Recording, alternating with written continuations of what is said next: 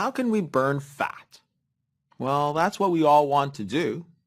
Imagine that we can somehow manipulate our meals so that we can maximize fat burning.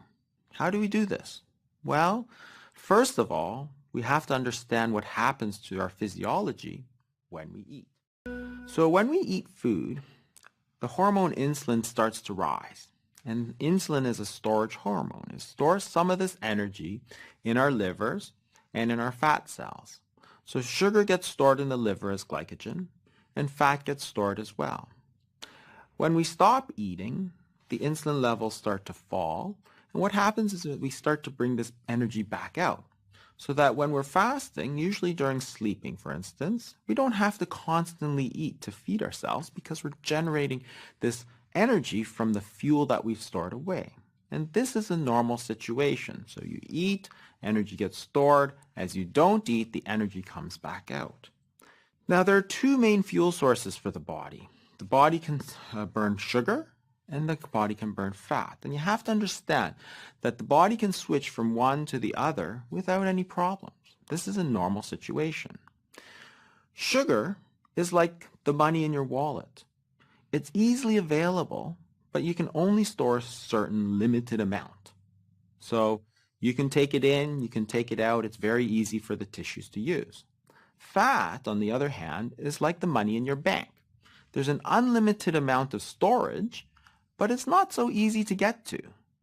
You have to go to the teller. It's not immediately available to you like the money in your wallet.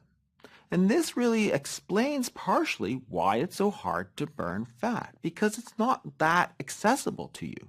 In fact, you can only get at it after you've burned through all the sugar, because your body is not going to bother of getting the energy from the fat when it has plenty of sugar. Let's look at what happens to the body when you start fasting. If you look at this graph, what it shows you is where the body is getting its energy from. That's the oxidation rate on the left-hand side. So immediately when you stop eating, what you see is that the body is deriving most of its energy from carbohydrates. That's sugar.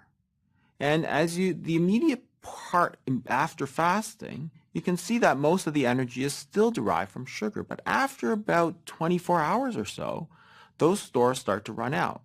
The glycogen, which is the stored sugar, is starting to run out. And as you stop getting energy from your sugar, then you can see the green line, which is the fat burning, starts to ramp up. What you see in essence is a switch here from burning sugar to burning fat.